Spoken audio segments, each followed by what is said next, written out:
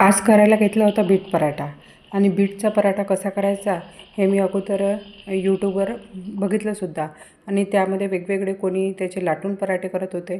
पण यामध्ये मी त्यात पाणी वगैरे कणिक, बेसन, दही मिक्स करून मी त्याचे पराठे करणार होते. आज होता 26 जानेवारी.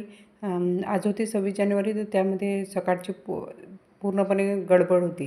त्यात अगोदरल्याच दिवशी मुलीची धावपळ चालू होती की मी मेहंदी लावतो आणि त्यानंतर मेहंदी लावली, कपडे प्रेस केले. तेव्हा लहानपणीचे दिवससुद्धा आठवतात आणि कसं पण आम्हीसुद्धा तसंच करायचो. तर यामध्ये आता मी सगळे ते बीट हे कट केले अगोदर. त्यानंतर बीट मिक्सरचे भांड्यात टाकले आणि ते पूर्णपणे वाटण करून घेतलं, त्याचं बारीक करून घेतलं, पेस्ट केली त्याची. आणि तेव्हा मुलगीसुद्धा शाळेतून आली. समोरच्या शाळेत दोघी गेले होते. लहान मुलीसाठी मी वेगवेगळं ट्राय करत असते. कधी मूग भिजू घालते, त्याचे पराठे करते. तर कधी पालकचे असेच बेसन, कणिक आणि दही टाकून मी पराठे करते. तर तिला ते आवडतेसुद्धा. त्यामुळे हे सुद्धा आज मी ट्राय केलं तर तिला कसं लागते म्हणून.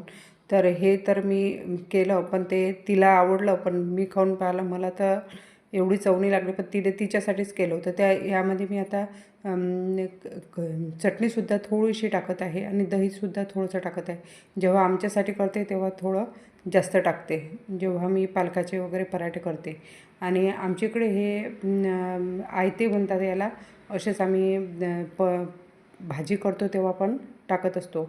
जसे आमच्याकडे कशाची भाजी, पाटोळीची भाजी करतात तेव्हा असेच पातळ पराठे करतात.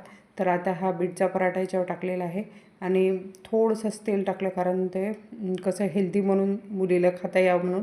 ते जास्त तेल टाकलं तर त्याचा यूज मुलीसाठी हेल्दी होणार नाही. तर हे पराठे करताना तर ती पण माझ्याजवळच होती, बघतच होती कसे केले. तर तिचा रिॲक्शन पहा. आता तिचं पण तिला ते आवडलं, ती बरोबर मान हलवत आहे आवडलं म्हणून.